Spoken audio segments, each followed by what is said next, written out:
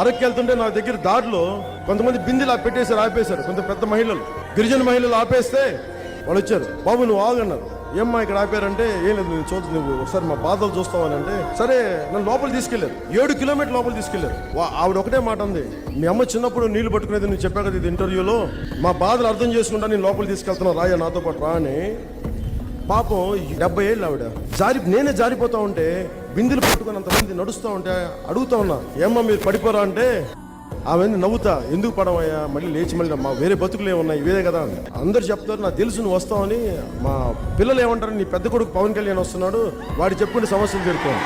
నేను మనస్ఫూర్తిగా నేను మీకు అండగా ఉంటాను, మనస్ఫూర్తిగా.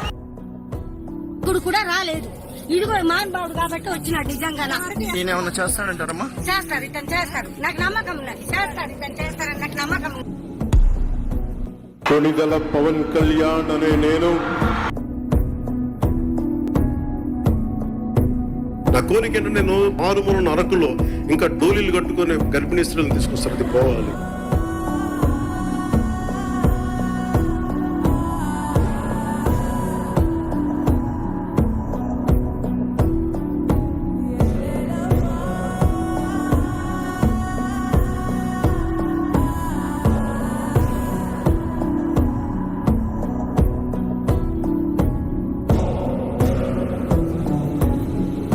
గిరిజన ప్రాంతాల్లో డోలీ మోతలు లేకుండా రహదారులు ఉండాలన్నదే ప్రభుత్వ లక్ష్యమని ఉప ముఖ్యమంత్రి పవన్ కళ్యాణ్ అన్నారు. పీఎం జన్మన్ పథకంతో పాటు ఉపాధి హామీ, ఉప ప్రణాళిక నిధులు కలిపి 1,005 కోట్లతో గిరిజన ప్రాంతాల్లో రహదారుల నిర్మాణం చేపట్టినట్లు అధికారులు వివరించారు. అదేవిధంగా ఈ రోజు చూస్తా ఉన్నారు, గత 2 సంవత్సరాల్లో అంటే దశాబ్దాలుగా కొండల్లో అదేవిధంగా అడవుల్లో అభివృద్ధికి దూరంగా ఉన్నటువంటి గిరిజన ప్రాంతాల్లో కూడా రోడ్లు పడతా ఉన్నాయంటే ఈ రోజు పవన్ కళ్యాణ్ గారు సమర్థవంతంగా ఆ ప్రోగ్రామ్ ని ఉపయోగించుకోబట్టి మాత్రమే ఇవన్నీ జరిగినాయి.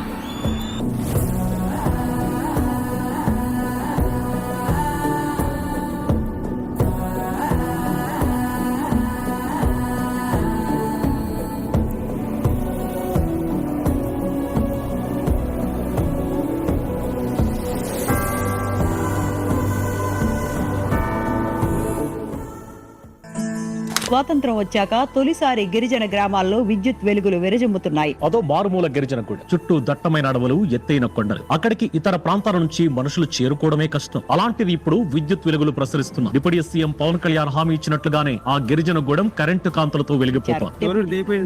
మాకు ఎంతో కనబడుతుంది. ఆ వెలుతురుతో మాకు కరపులు తెచ్చుకుంటున్నాం, నీళ్లు తెచ్చుకుంటున్నాం, మా పిల్లలకి బడి చెప్తాం. చిన్నతరం నుంచి నైట్ అనేది మాకు తెలియదు. తమ ఇళ్లలో విద్యుత్ బల్బుల వెలుగులను చూసి వీరు ఆనందపడుతున్నారు. కరెంట్ వస్తే మాకు ఎంతో సంతోషంగా ఉంది.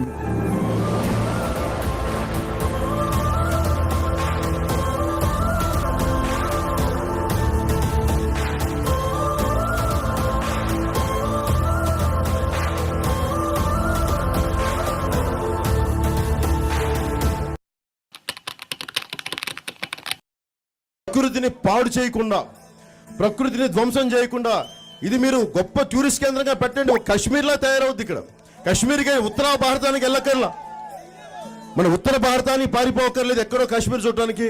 మన కాశ్మీర్ ఉంది, మనకి పండ్ల తోటలను పెట్టండి. మన గిరిజనుల్ని, అంటే గిరిజనులు ఎంతసేపు వెట్టి చాకరీ చేసేవాళ్ళేనా గిరిజనులు? మన అరకు మన్యం ప్రాంతానికి అన్యాయం జరిగితే పవన్ కళ్యాణ్ ఉంటాడు, జనసేన ఉంటుందని చెప్తా ఉన్నాను. ఈ రోజున ఎటు చూసినా యువతకి అవకాశాలు లేవు. బయట పేపర్లు ఏమొస్తుంది, పాడేరు యువత, అరకు యువత ఎక్కువ మంది ఏం చేస్తున్నారు, కూర్చోబెట్టి గంజాయిలకి వెళ్ళిపోతున్నారని చెప్పి ఒక తప్పుడు ప్రచారం చేస్తా ఉన్నారు. పాడేరు దగ్గర నుంచి మనకి ఎక్కడ వచ్చినా సరే యువతరానికి ఇప్పుడు ప్రతిసారి ఏమంటారు, గంజాయి సాగు యువత వెళ్ళిపోతున్నారు సార్ అంటే. గంజాయి సాగు చేసేస్తా ఉన్నారు, తక్కువ డబ్బులు అంటే నేను యువతను ఎప్పుడు తప్పు పడతాను. మీరు ఉద్యోగ అవకాశాలు కల్పించకపోతే, మీరు అడ్డగోలుగా దోపిడీ చేస్తూ ఉంటే, యువతకి ఉపాధి అవకాశాలు కల్పించి మీరు ఎలా బతికేది? ఎలా చదువులకు ఉద్యోగాలు లేక కుటుంబాలను పోషించాలి, కష్టపడాలి, ఉపాధి అవకాశాలు కల్పించాలి. చెప్పినట్టే అరకు చలి ఫెస్టివల్, అరకు కాఫీ ప్రమోషన్స్ లాంటి వివిధ కార్యక్రమాల ద్వారా గిరిజనులకు ఉపాధి లభిస్తుంది.